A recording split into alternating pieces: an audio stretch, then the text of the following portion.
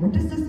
ఈ కరెక్ట్ పద్ధతి కాదు. దయచేసి ఎవరెవరు ఇలాంటి తప్పులు చేస్తున్నారో కొంచెం మీ మైండ్ సెట్ మార్చుకోండి. ఈ ఇండస్ట్రీని బతకనివ్వండి. అది పెద్ద సినిమా అయినా చిన్న సినిమా అయినా ఎవరైనా ఎన్నో హోప్స్ పెట్టుకుని ఈ ఇండస్ట్రీకి వస్తారు.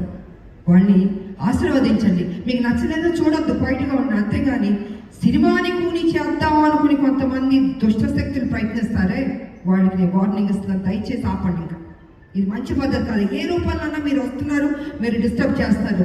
థియేటర్కి వెళ్తే ప్రజలు వెళ్తే అద్భుతంగా ఉంది అంటున్నారు.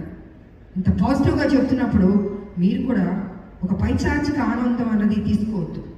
మనస్ఫూర్తిగా దీవించడం నేర్చుకోండి. మీకు ఎవరైనా వెనకాల గెలుపుతూ ఎక్కిస్తూ మైండ్ వాష్ చేస్తుంటే ఆ దగ్గరికి వెళ్ళి కూర్చొని చెప్చా కొట్టుకోండి. కానీ don't try to spoil the film. ఇది మంచి పద్ధతి కాదు. మరి జీవితాలు పోతాయి. ఓకే, మేమంటే మొత్తం 46 years అని దాటి వచ్చేస్తాం. కానీ ఇప్పుడున్న జనరేషన్కి ఎన్ని హోప్స్ పెట్టుకుంటారండి. హీరోలు కానీ, హీరోయిన్లు కానీ, డైరెక్టర్ కానీ, ప్రొడ్యూసర్లు కానీ కొన్ని కోట్లు ఖర్చు పెట్టి తీస్తున్నప్పుడు వాళ్ళ సినిమాని నాశనం చేసేద్దాం అనుకుంటున్నారే. జీవితంలో మిమ్మల్ని మాత్రం క్షమించకూడదండి. అందుకే దయచేసి కొంచెం కంట్రోల్గా ఉండండి. ఈ చీప్ పనులన్నీ మానుకోండి. సినిమా ఇండస్ట్రీని బతికించండి. అందరు హీరోలు బాగుండాలని, అందరు డైరెక్టర్లు, అందరు టెక్నీషియన్